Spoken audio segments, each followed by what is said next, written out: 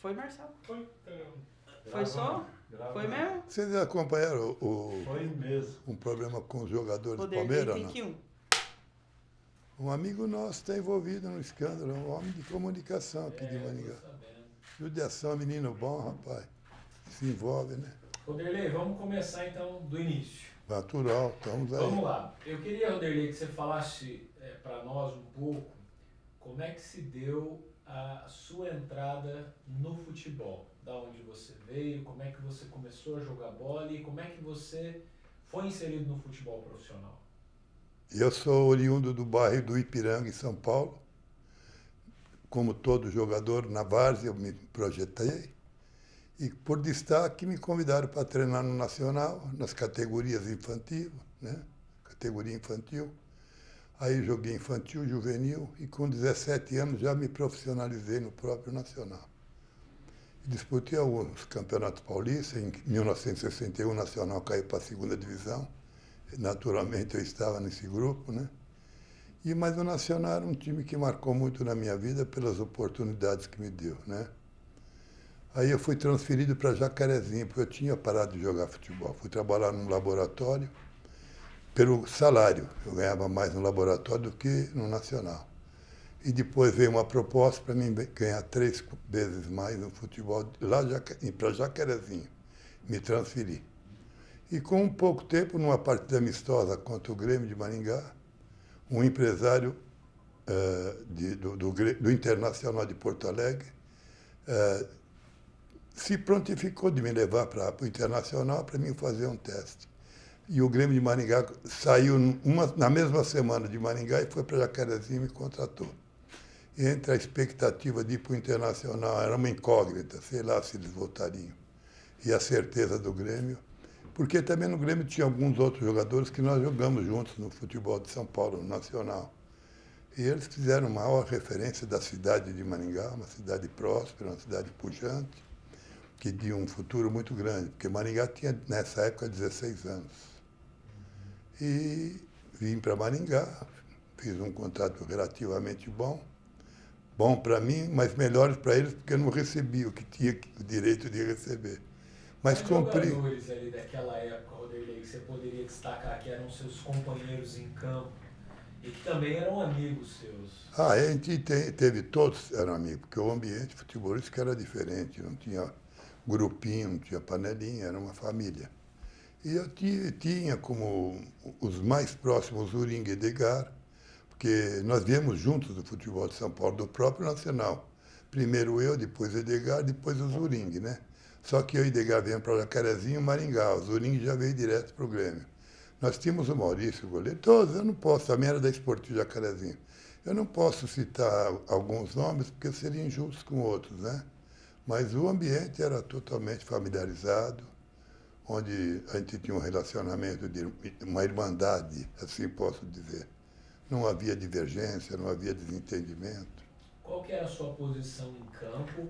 E você tem a lembrança de alguma jogada, de algum gol que marcou mesmo a sua memória? Eu tenho uma lembrança da minha melhor partida. Na sequência, nós conversaremos. O Grêmio de Maringá jogou partidas memoráveis, né? Contra a seleção da Rússia, contra o Santos, contra o Palmeiras, Corinthians, Romênia, Rapid Viena. Mas a minha carreira em si, a melhor partida, na minha autocrítica, na minha sincera e honesta autocrítica, o melhor jogo que eu fiz na minha vida foi contra o Borussia de Dortmund, na Alemanha. Eu fui com o Curitiba para uma excursão e ali até houve interesse pelo Borussia em me contratar. Mas na época o futebol era o seguinte, eu quero para mim e ninguém leva. E nunca se tinha uma oportunidade de ser transferido para uma grande equipe, porque você ficava, era um salário irrisório, e para ir embora você valia milhões. E eles sempre punham dificuldade no valor do passe, que naquele tempo existia o passe, hoje as coisas se tornaram mais fáceis, né? E foi em Dortmund que eu fiz a minha melhor partida. Me considero o melhor jogador em campo e, como em outra partida contra a seleção brasileira, também marcando o Pelé, eu fui considerado pelo jornal O Estado de São Paulo o melhor jogador em campo. Isso é motivo de muito orgulho, né? Lógico que a gente carrega esses pensamentos dentro da gente, não pode nunca, para muitos não pode expor, porque muitos não acreditam, acho que não viram, né? Acho que ele está com mentira, com querendo aparecer, e a gente fica constrangido. Mas dentro do meu interior me dá uma alegria, uma felicidade muito grande em lembrar esses momentos. 1963 e 1964 foram anos memoráveis para o Grêmio Esportivo. Eu queria que você falasse um pouquinho sobre essas duas vitórias no estadual, o bicampeonato do Grêmio. Eu, em 63, eu era jogador da Esportiva de Jacarezinho. Eu disputava o campeonato do Norte Velho, Maringá do Norte Novo. E tínhamos o campeonato do Sul, que era uma triangulação, né?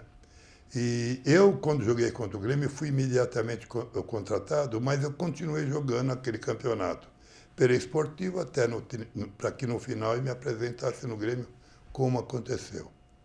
Até o Grêmio de Maringá foi campeão estadual em 63, e eu não fui como jogador, mas fui um membro da equipe do Grêmio. Eu fazia parte do plantel. E aí, em 64, me efetivei como titular, fui campeão de 64, mas nós fomos campeões em 64, bicampeão do Norte do Paraná. Em 1965, tricampeão do Norte do Paraná. Algumas marcas que estão registradas na história. E aí fomos campeões em 64, em 1965 vice contra o Ferroviário, em 66 vice contra o Água Verde. Não, vice contra o Ferroviário, que foram bicampeões, em 67 contra o Água Verde. Aí eu fui para o Curitiba. Em seguida eu fui jogar no Curitiba. Mas nesse período aí, 64, 67, nós temos amistosos emblemáticos. Antes da gente falar dos internacionais, a gente teve um amistoso interessante que você nos falou na nossa primeira entrevista, que foi em maio de 65, contra o Santos de Pelé. Como é que foi aquele jogo? Pediram para não bater firme nele? Aí tem uma história muito sigilosa por parte, mas sempre vaza a verdade, né? No hotel, a diretoria do Grêmio de Maringá e o técnico foram visitar e recepcionar a diretoria do Santos, e o treinador Lula e Nestor se confraternizaram lá. E saiu um pedido por parte do Lula para fazer um jogo, cerca Lourenço, toma aqui, toma lá. Mas era tudo engodo, viu? Porque eles faziam isso e depois sapecava a gente, viu?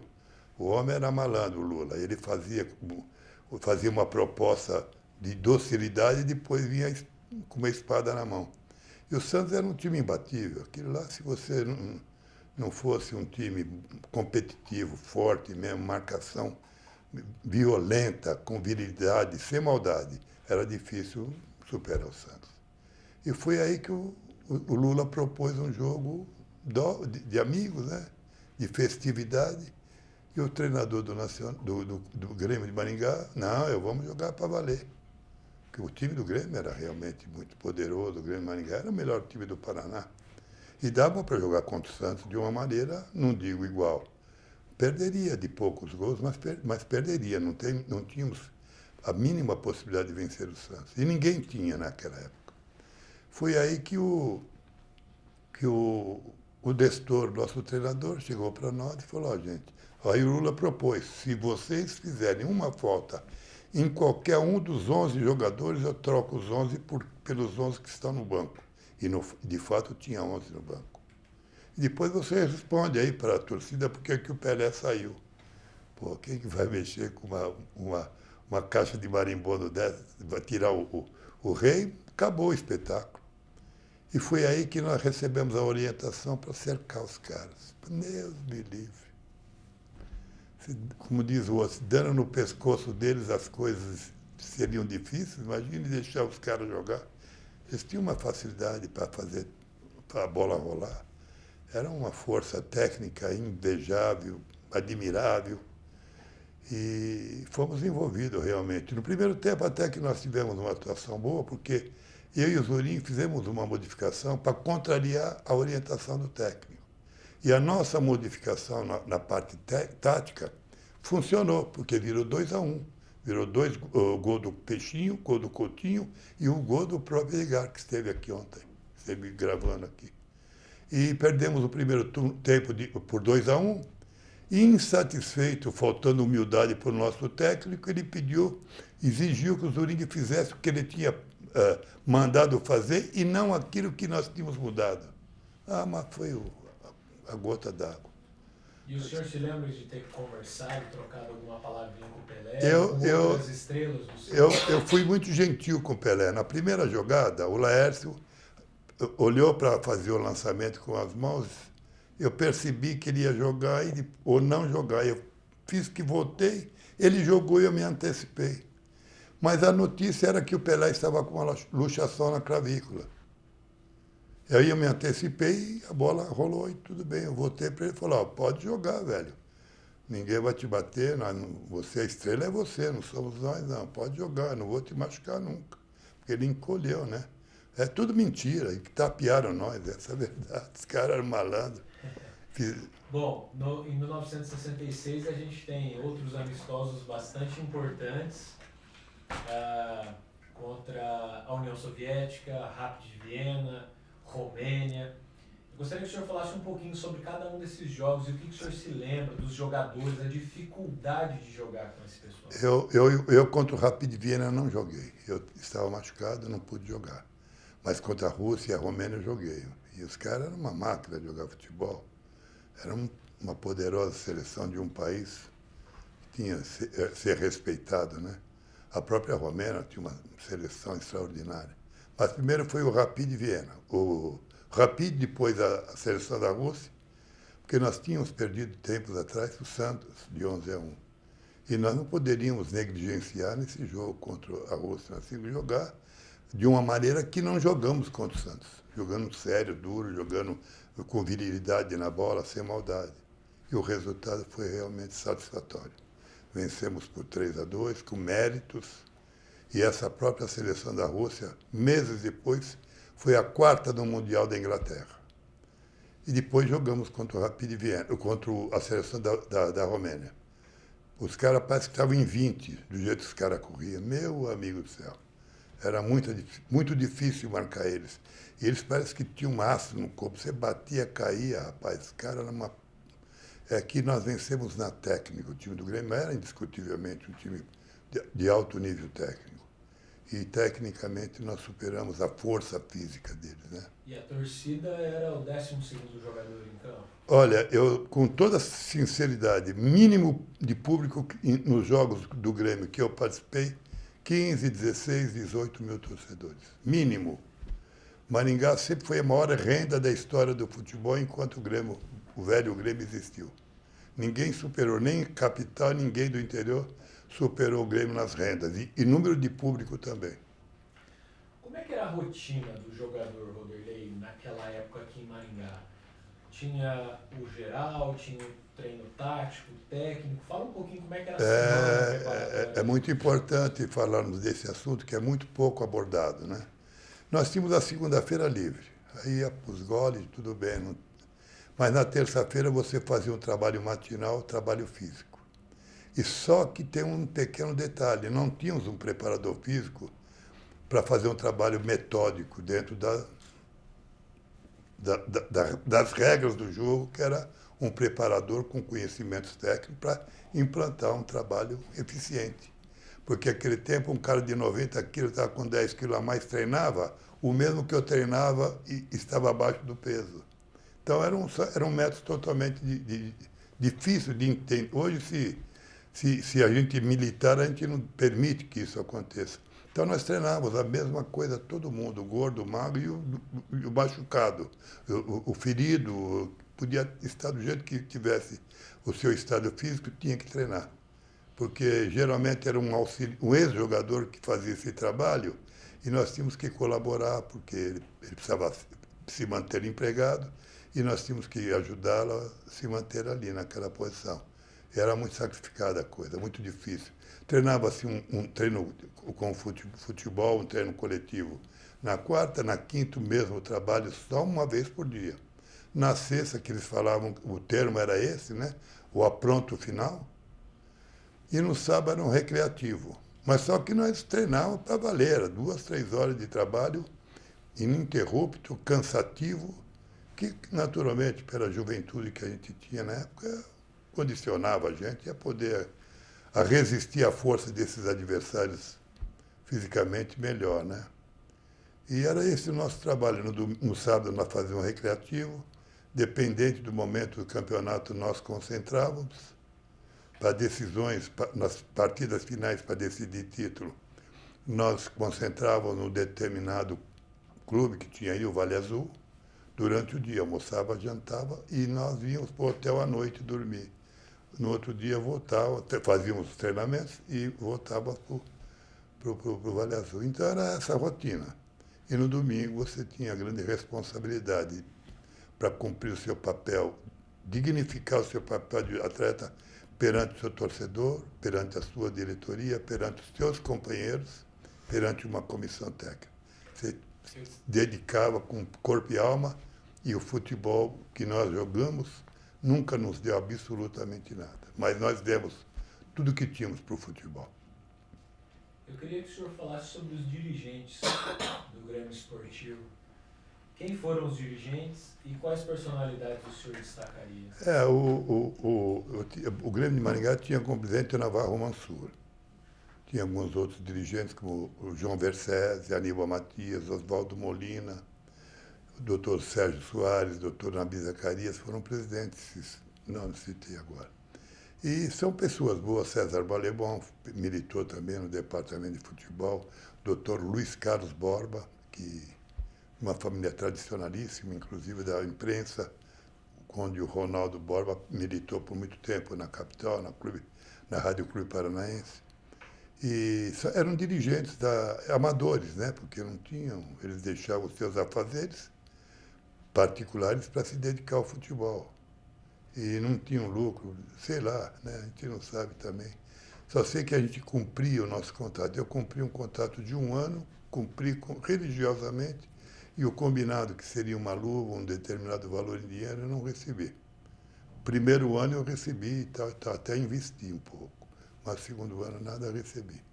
Porque a gente também assinava em branco, não tinha uma orientação, não sabia o que fazer. Não havia empresários? Não havia intermediário, não havia um orientador. Pai não sabia nada também, não tinha preparo, não tinha condições de nos orientar, porque não sabia nada da bola. E aquele tempo era praticamente um futebol amador melhorado, né? Está certo que nós enfrentamos seleções de países profissional, jogadores, eu vim do futebol de São Paulo contra Corinthians, Palmeiras, São Paulo, Santos, Portuguesa, que era uma potência, né? Mas era já profissional, mas no interior não era.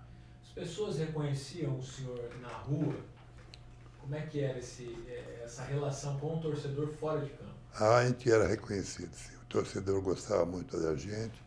Havia uma particularidade, que hoje em dia o jogador chega, faz seu contrato, termina, vai embora. Encerra as atividades. Naquele tempo, não. Após uma determinada partida, tinha torcedor que simpatizava comigo, outro com o Edgar, outro com o Zuring, e convidava, o aniversário da minha esposa, do meu filho, fazer um churrasquinho, vai lá em casa.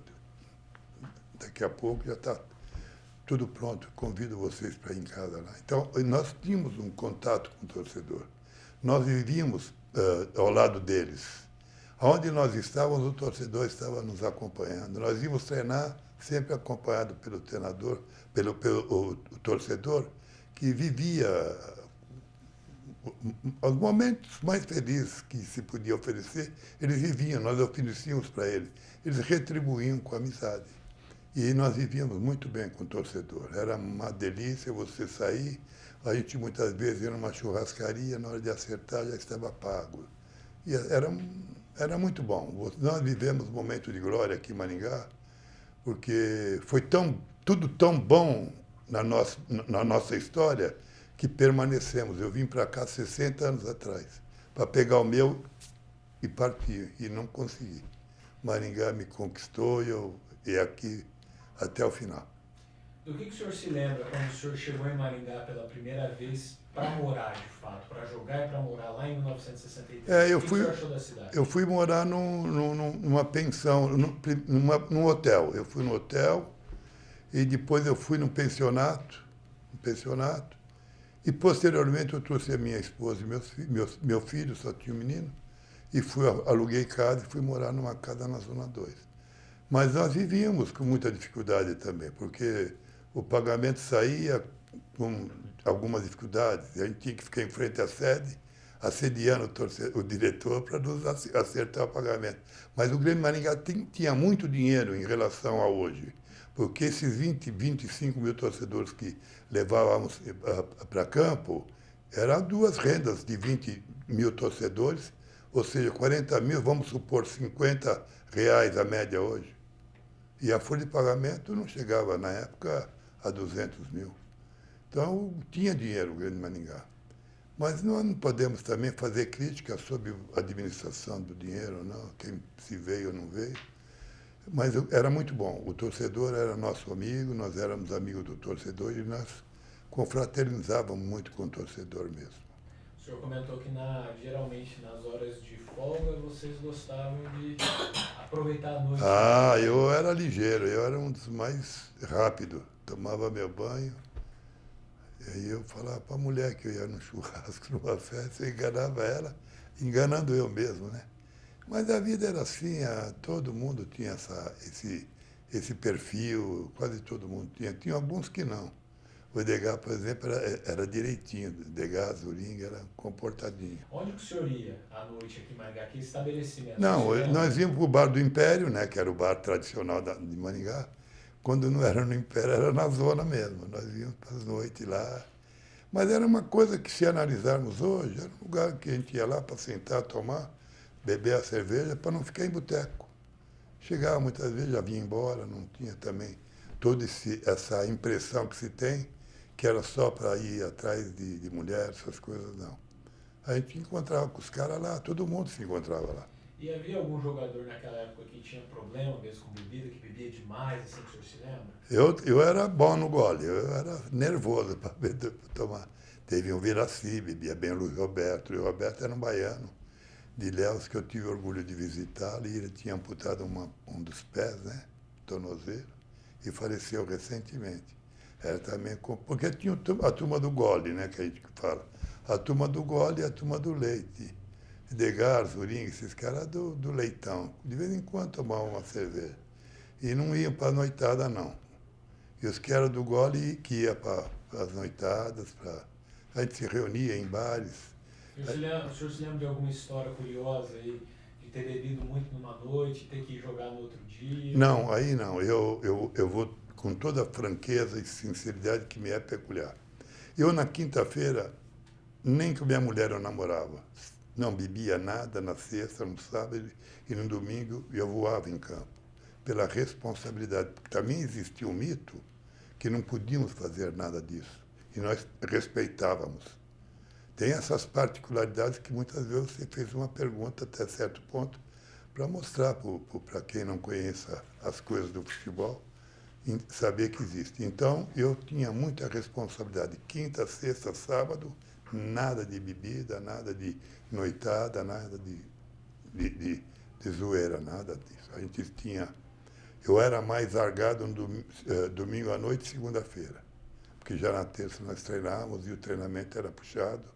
Você tinha que recuperar, porque no outro dia tinha um trabalho muito, muito forte para realizar, né? E assim que era a vida nossa, filha. Nós vivíamos de uma maneira muito largada. Também não tinha uma responsabilidade com o clube. O clube também não exigia, não havia dirigente também experiente, profissional. Eles também tinham que cuidar dos seus negócios particulares, não ficavam atrás de nós, não. E depois que o senhor sai do Grêmio Esportivo Maringá, o senhor vai para Curitiba, né? Fala um pouquinho dessa trajetória, até que o senhor volta para Maringá já depois... Eu quando eu estava no Grêmio, nós jogamos contra o Atlético Paranaense, em 1967, o Atlético Paranaense caiu para a segunda divisão. E eu fui muito gentil, eu fui no vestiário do Atlético, confortava os jogadores, o presidente era o João Cabral e Silva, um nome tradicionalíssimo na história do Atlético. E fui lá confortar o jogador, porque eu tinha tido esse mesmo problema no Nacional, quando, em 1961, eu caí para a segunda divisão. E é muito dolorido você não ter uma palavra amiga, um conforto naqueles momentos. E marcou muito. Aí o Joffre anunciou a minha contratação. Aí um amigo meu, que era de Curitiba, vivia comercialmente por aqui, falou com o Joffre que conversaria comigo e passaria para mim que havia interesse do Atlético. Aí eu conversei, ele ligou conforme combinou com o Joffre, eu estava do lado dele e conversei, acertamos a base de luvas e salário. E quando isso demorou um mês. O Curitiba ficou, o Ronaldo Borba entrevistou a diretoria no campo do Atlético, que eles disseram que depois do almoço viria para Maringá. E o Borba mostrou a gravação lá no Alto da Glória para a diretoria do Curitiba. E aí apareceu em Maringá com um avião particular o Munir Khaluf e o Hélio Alves. Diga-se de passagem, Hélio Alves, grave esse nome, o maior dirigente, a criatura mais digna, honrada, honesta e verdadeiro amigo que eu vi no futebol. E aí eu fui para Curitiba. Já estreiei contra o Santos, ganhamos de 3-1, só que o Pelé não jogou, mas ganhamos de 3-1 do Santos. E gozado, que eu era quarto zagueiro no Grêmio, fui jogar de meia esquerda no Curitiba. Eu era organizador de jogada ofensiva, tinha que passar no meu pé e tal, para chegar lá na frente. Aí, tempo depois, vim jogar contra o Grêmio de Maringá. Puta lá, vida, que tristeza, velho. Aquele campo gritando, aquela torcida, nunca me hostilizaram. E jogando pelo Curitiba, nós enfiamos 3-0 aí no Grêmio. E no final do jogo eu fui catimbar um pouco ali, para passar o tempo, eu fui expulso. Aí teve um torcedor que veio me xingar, você vai pagar a pensão. O cara me xingou, veio os torcedores e falou, esse você não xinga não, velho. Esse aí é nosso ídolo e esse daí, eu ouvindo ali perto. Se ele tivesse no Grêmio, o resultado seria outro. Era tamanho, estou emocionado de lembrar disso, sabe? E marcou muito também esse momento.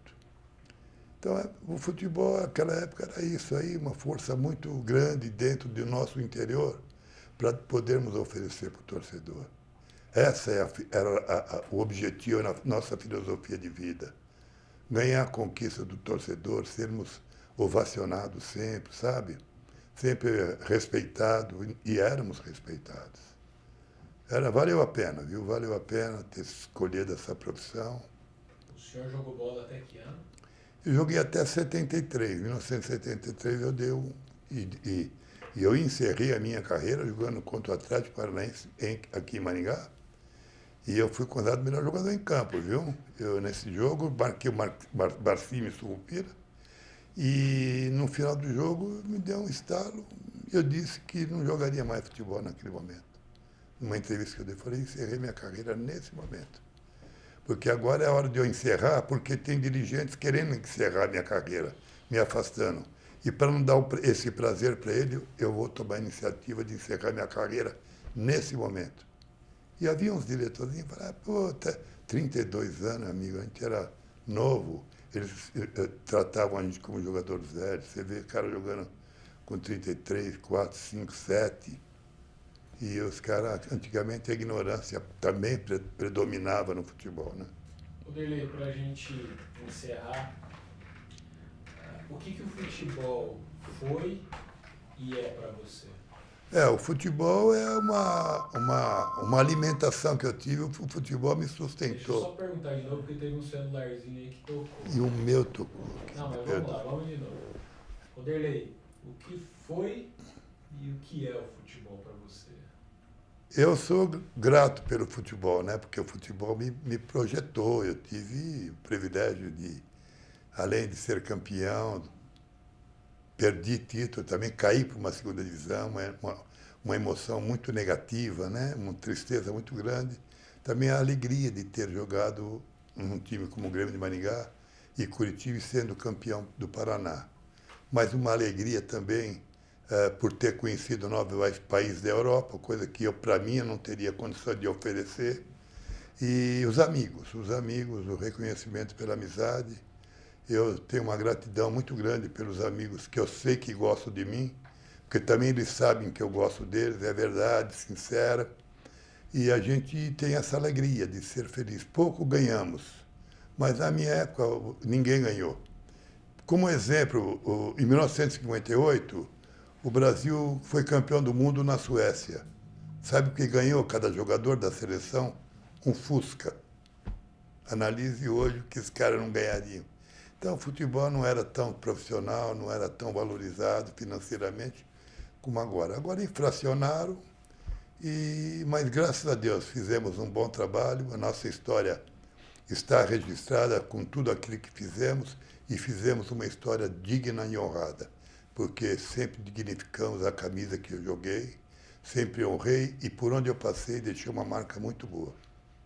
Maravilha, Roderley. Show de bola. História?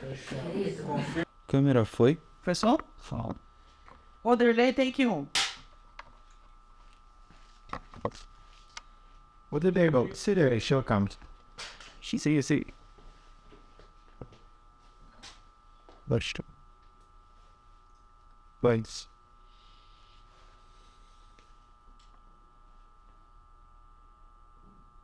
Nossa, é que foi só this about a version. Podemos? Roderley, eu queria que você falasse um pouquinho para nós como você veio parar em Maringá. Como é que se deu essa sua vida para Maringá? De onde você veio e como é que você veio parar? Meus copinhos, inicialmente, eu sou oriundo do futebol paulista, né? Iniciei as minhas atividades no Nacional Atlético Clube, um clube que era da primeira divisão do futebol paulista, e tive a infelicidade de cair para a segunda divisão. Eu junto também fui um dos artífices para essa grande derrota do Nacional, que nunca mais se reergueu, né? Ele continua numa segunda divisão, mas orgulhosamente eu defendi por 9 anos o Nacional, dos meus 14 aos 23 anos, onde eu vim para o Paraná e integrei a equipe da Associação Esportiva de Jacarezinho. E no mesmo ano, alguns meses depois que eu estreiei na esportiva, o nosso time teve um compromisso com o Grêmio de Maringá lá em Jacarezinho, onde eu tive uma atuação de destaque e a diretoria do Grêmio de Maringá imediatamente me contratou. E quando o senhor chegou aqui, que ano que era e que cidade que o senhor encontrou? Como é que foi essa ida? Eu cheguei em Maringá, em Jacarezinho, em 63, mais de 63 mesmo, eu já vim para o Grêmio. Voltei para terminar o campeonato que já tinha sido iniciado e me apresentei no Grêmio assim que terminou meus compromissos lá em 1963 mesmo. E agora, em 1964, eu vim para Maringá para morar definitivamente, né? Constituir família e coisa assim. E foi justamente nesse momento que o Grêmio de Maringá teve o privilégio de ser bicampeão, aliás, tricampeão do norte do Paraná. Era um campeonato onde era dividido entre o sul, norte velho e o norte novo. Onde do norte velho era Camaraense campeão, o Grêmio de Maringá do norte novo, e foi o Celeste de Paranaguá campeão do sul. E nessa triangulação nós fomos vencedores e fomos bicampeão paranaense. Uma vez que em 63, quando eu vim para o Grêmio de Maringá, ele já era campeão. Mas eu me considero campeão também por pertencer ao clube, né? Claro. Esse foi o início da minha trajetória. Você me perguntou o que era a cidade? Uma cidade com 16 mil habitantes, há 60 anos atrás. Eu cheguei em Maringá e estou aqui até hoje. Hoje nós estamos com mais de 450 mil habitantes, que para mim é uma surpresa, uma grandeza muito valorosa, porque você viu Maringá nascer, né? Você via o centro da cidade empoeirada e elementos vinham da fazenda com dinheiro nas bolsas de couro, depositar a venda da sua safra nos bancos de Maringá. Vimos tantas coisas que marcaram. E logo que o senhor chegou, o senhor falou que foi morar provisoriamente em um hotel e tal. Como é que era a vida de um jogador naquele início da década de 1960 aqui em Maringá? Qual que era a rotina? A filosofia de vida era totalmente diferente do que é hoje. Hoje a gente tem orgulho de ser procurado e contratado por uma equipe cada vez melhor. E eu tinha muito orgulho de ter sido procurado não só pelo Grêmio de Maringá. Quando eu estava na casinha, eu poderia ter ido para o Internacional de Porto Alegre, para o Londrina ou para o Grêmio. E eu optei por Maringá porque eu tinha alguns companheiros que jogaram comigo em São Paulo e faziam parte do elenco nacional. E eles me deram referências maravilhosas sobre a cidade. E eu optei por Maringá. Mas eu tenho uma lembrança muito rica em todos esses momentos que o Grêmio do Maringá viveu. A cidade cresceu, a cidade progrediu. Os nossos políticos também demonstraram competência. Maringá é uma cidade que a gente tinha conhecimento de todos os bairros, por ser uma cidade até certo ponto pequena. E hoje a gente tem dificuldade para conhecer os bairros. O senhor citou aí os políticos, nessa fase que o senhor esteve em Maringá jogando aí pelo Grêmio. O senhor chegou ali em 63, o João Paulino prefeito, depois Luiz Moreira de Carvalho. Qual que é a importância do João Paulino para o Grêmio naquela época? Bom, eu vou falar sobre mim em relação ao Dr. João Paulino Vieira Filho. Eu, quando fui contratado, precisava pagar uma importância para a esportiva pela minha transferência. João Paulino foi um dos empresários, que eu não vou citar o nome das empresas, que conseguiu a verba e encaminhou para ir para Maringá. Então ele era um homem de decisão imediata, um homem que tomava atitudes que deixavam o povo satisfeito, feliz, e mostrava seu interesse participando de todos os jogos do Grêmio.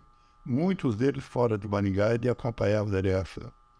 Era um homem que teve uma história muito rica naquilo que foi feito dentro de campo em Maringá. Ele foi um grande incentivador, uma pessoa que realmente amava o futebol, e inclusive uma particularidade, coisa pouco comentada, que a Prefeitura de Maringá pagava 3 jogos por ano. Palmeiras, Corinthians, São Paulo, time que viesse o próprio Santos, ele pagava, e a renda total, todo o lucro era revertido para o Grêmio de Maringá, mantendo o seu plantel. Apesar que a arrecadação nos jogos do Grêmio pagava com sobra a folha de pagamento, porque nós levávamos 20, 25 mil pessoas nos jogos do Grêmio, em qualquer partida, contra qualquer adversário. Bom, o senhor falou sobre este financiamento da prefeitura e, sem dúvidas, a gente tem vários jogos que acontecem nessa fase, amistosos importantes. E eu queria começar perguntando sobre o jogo que se deu contra o Santos em maio de 1966. 11-1, Godela. Como é que é essa história? Eu acho gozado que o pessoal pergunta dos 11, mas nunca pergunta da nossa vitória contra a seleção da Rússia, que 4, 5 meses após nós vencermos acesso à seleção soviética, eles foram quarto colocado no Mundial da Inglaterra. Mas os 11 tem umas particularidades que o torcedor, o povo desconhece. O nosso treinador Ernesto Alves foi no hotel visitar o Lula, técnico do Santos, quando o Lula pediu uma partida amistosa, cerca cá, toma lá, paparia, fazer aquele jogo morno. O Nestor, convencido, porque o nosso time era poderoso, o nosso time era competitivo demais, falou, não, vamos jogar para valer. Se não deu outro, falou, vamos então encerrar o assunto. Se fizer uma falta em qualquer dos outros titulares que iniciarem de novo, eu vou botar os nossos no banco, em campo, e depois vocês respondam para a torcida por que eu tiro o Pelé sair de campo. É óbvio que tudo que nós fizemos nos treinamentos da semana para neutralizar o que nós sabíamos que o Santos fazia, porque eu vim do futebol de São Paulo e jogava contra o Santos, sabia mais ou menos a forma de jogar, porque a gente tinha também esse diálogo com os técnicos. E foi justamente aí que ele pediu para o Zuring, um jogador que hoje mora em Campinas, marcar um determinado jogador do Santos, que era o Megal.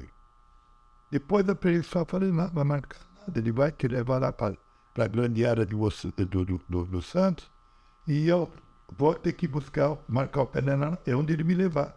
Entra um nas minhas costas e é 2 contra 1 contra o nosso zagueiro.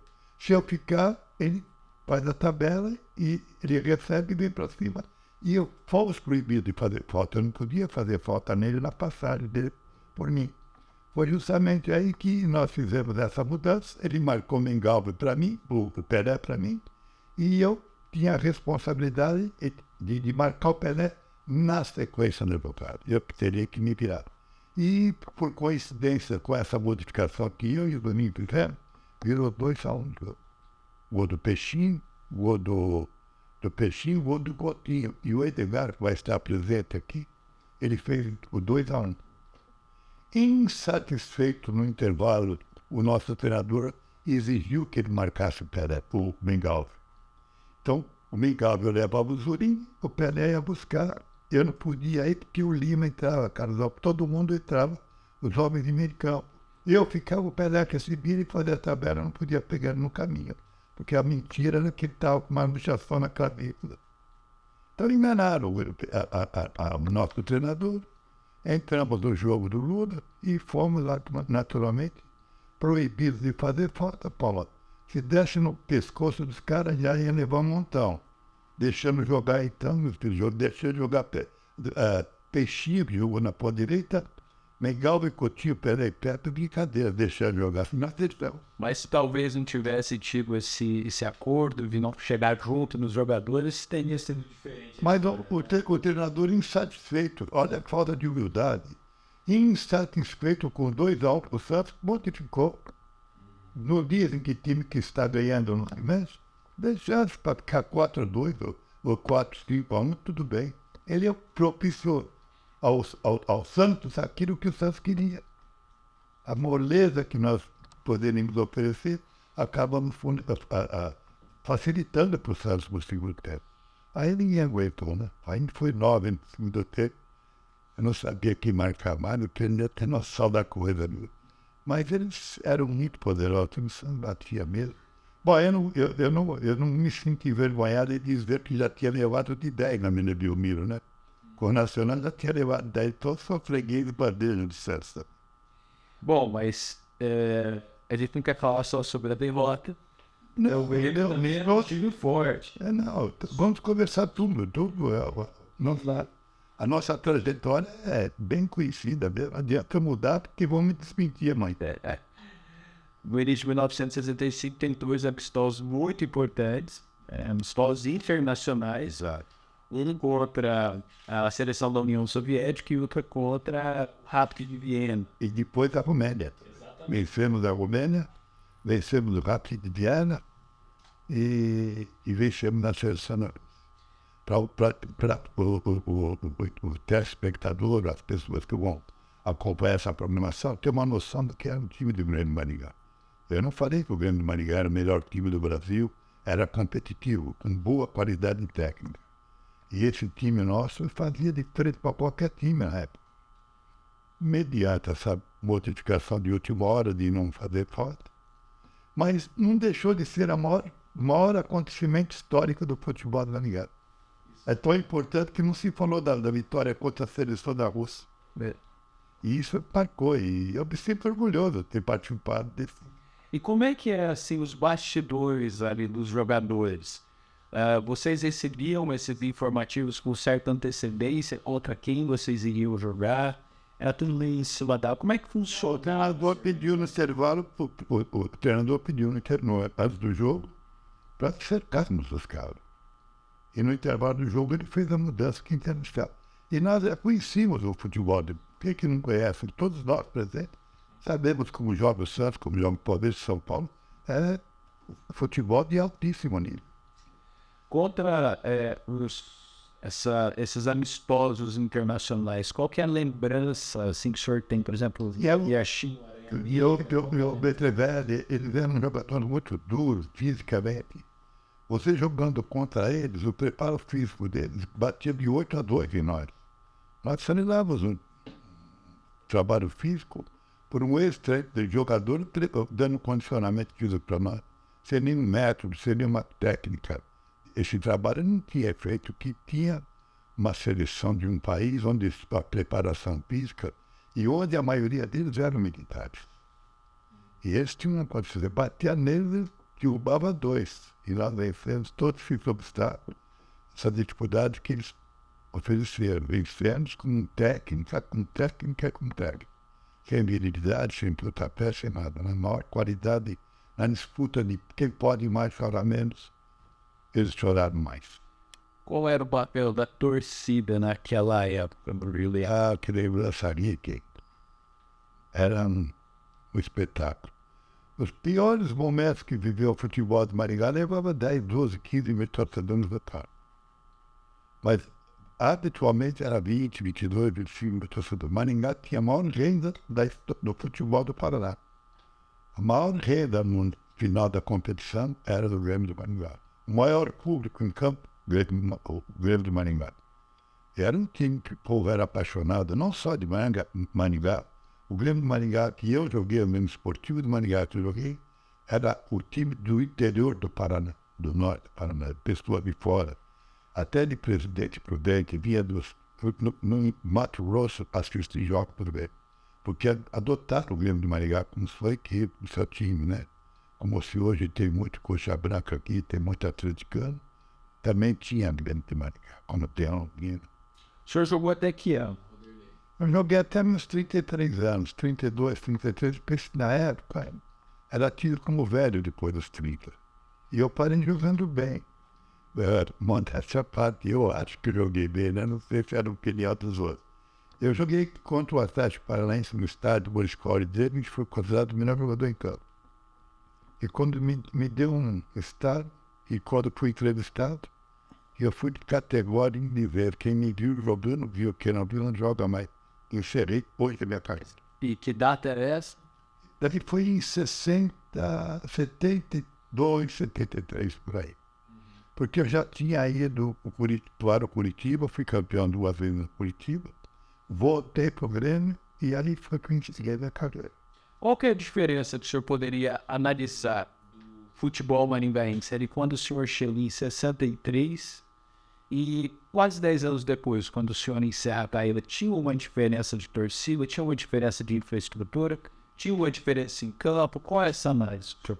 O Grêmio Maringá era tradicionalmente do interior do Paraná, somente ele carregava esse poder do torcedor, o melhor time do Paraná, que era indiscutivelmente muito poderoso. A história diz o que o Grêmio Maringá foi. Mas eu fui para um Curitiba que tinha outra estrutura. Como diz, nós éramos um time grande dentro do campo. Porque o Maringá nunca teve mais nada do que os jogadores em campo representando a cidade. Não tinha patrimônio, não tinha nada. Eram as 11 camisas. Agora você vai no estádio do Curitiba, estádio particular. O clube que me levou para a Europa, em 9 países da Europa, tinha esse gabarito de jogar fora do Brasil. E time reconhecido mundialmente. Então, apesar que nós tivemos menos eventos em Maringá, mas o Curitiba foi para a Europa mais que 2, 3 vezes. É um time de alto nível, em público de uma capital. Entende? Era de um futebol de rivalidade contra o Atlético, Ferroviário, depois Colorado, né? Muito grande. Então, é uma diferença muito grande na sua administração. Os nossos dirigentes eram amadores de Maringá e lá eram profissionais. Falando sobre os dirigentes, o que o senhor poderia destacar? Por mais que o senhor falou que eles eram amadores em Maringá, qual foi o papel dos dirigentes no período? O Grêmio Maringá tinha o amor desses homens. Oswaldo Molina, João Berchevski, o próprio Dr. Bruno Paulino, Navarro Mansur, Dr. Sérgio Soares, e uma infinidade, Nabi Zacarias, que faleceu também em Curitiba, uma infinidade de outros homens que foram abregados, foram dedicados, amaram o futebol. Eles eram torcedores do Grêmio, além de dirigentes. E faziam tudo que podiam no dia a dia do futebol do Maringá, no dia a dia. Eles não eram dirigentes por semana ou por mês, era todo dia presente e levando o incentivo para nós em casa, nos treinamentos, nos jogos. Nós levávamos 500, 600, 800 pessoas nos testes coletivos do Grêmio. Era isso, ele já pode repetir isso para vocês. Então, o Grêmio Maringá era paixão, porque esses dirigentes fizeram isso. Eles se dedicavam ao Grêmio de Maringá, seus familiares também. Muita gente importante da nossa sociedade queria ser dirigente pela grandeza que o Grêmio de Maringá representava no futebol paranaense. Mas lá no Curitiba já era outra linha de conduta. Eram altos empresários, apesar que aqui nem todos eram empresários. Lá só pessoa de outro nível, outra formação futebolística, né? E eram mais experiente, mais gabaritado, né? Mais profissional. Mas a realidade continua a ser a mesma. Se analisarmos a força do interior, apesar que o Curitiba não se classificou para a fase final do Campeonato Paranaense, mas não deixa de ser uma grande equipe do nosso futebol. Quando o senhor encerrou a carreira, no início da década de 1970, como que o senhor começou a acompanhar o futebol daquele momento em diante? Eu participei de trabalhos como auxiliar técnico, como técnico das categorias de base. Eu sempre estive presente nesses momentos, né? Até 1900 e até 2000 eu trabalhei como auxiliar técnico do Walter Zapparoli. Em 2 oportunidades que ele veio, ele me indicava como seu auxiliar, porque eu tinha muita experiência e eu era muito útil ao trabalho que ele realizava, né? Eu fui um cara muito correto, muito leal com meus companheiros de trabalho, com meus companheiros de equipe. Eu era muito indisciplinado. Eu era da noite mesmo, eu fazia as minhas noitadas, mas dentro do campo, seriamente, eu fazia com seriedade. E dentro de campo, eu dava a minha vida pelo Grêmio de Maringá, como eu dei pelo Curitiba, pelos clubes que eu passei. Eu era um atleta profissional. Eu competia para vencer e sentia muito as minhas derrotas. E era antes a minha responsabilidade como jogador de futebol. O senhor trabalhava exclusivamente com futebol ou tinha algum trabalho complementar? Não. Eu, quando vi que eu trabalhava em São Paulo, saí de um laboratório, porque eu tinha abandonado o futebol aos 22 anos. Foi quando, um ano depois que eu estava nesse laboratório, o próprio Edgar, que vai estar aqui, e o Gonçalves, um companheiro, que é o tio da Cássia Kiss, que você conhece como atriz aí. Eles foram no laboratório, com um dirigente do Esportivo de Jacarezinho, me indicando para eles me contratarem. O salário que eu ganhava no Nacional, eu fui ganhar o dobro no laboratório. E o que o Esportivo me proporcionou foi o dobro do que eu ganhava no laboratório. E é lógico que eu vim, né, que a gente vivia em função da bolada, né? E acabei vindo para cá com esse objetivo, né, de servir a Esportiva, depois o Grêmio, depois o Curitiba. Joguei um determinado tempo no Apucarana, mas não me pagaram. Joguei em Cianorte também, não me pagaram, porque eu gostava de fazer aquilo, né? Não jogava pelo dinheiro. Era futebol mesclado entre profissionalismo e o amadorismo. Essa era mais ou menos a concepção da coisa na época, né? Que se comparando com o que é o futebol de hoje. Então nós só tínhamos muitas dificuldades. Você ia viajar para Cianorte, era 4, 5 horas no Maranhão. O senhor falou que gostava da noite, né? Como é que era a noite maringaense? O senhor poderia destacar da noite maringaense? E as pessoas reconheciam o senhor como jogador? Não, a gente fazia a nossa parte dentro do campo. Mas fora do campo a gente não dava oportunidade para ninguém se meter, porque era um direito. E eu ia até a noite, porque eu gostava de tomar uns iogurte, e eu gostava de mulher, tudo velho, tudo devagar. Mas era assim, você vivia essa ilusão de jovens que queria conquistar, e você ia buscar essas conquistas. Mas tudo ilusório, tudo mentira, tudo enganativo, daí a gente nunca se realiza nessa caminhada aí. Porque a responsabilidade hoje é aquilo que eu te passo, e não aquilo que eu fiz. Então eu tenho muita experiência, por isso que eu sempre me detenho no futebol de base, para formar o caráter do menino. Posso não devolver o seu filho como um craque de bola, mas eu tenho que te devolver um homem para casa, em casa. Então essa filosofia você aprende com os seus próprios erros. Vanderlei, para encerrar, eu queria que você, de uma maneira objetiva e tal, o que o futebol representou e representa na sua vida? Futebol é tudo na minha vida, porque eu seria um cidadão comum. Eu jamais estaria aqui se não fosse futebol.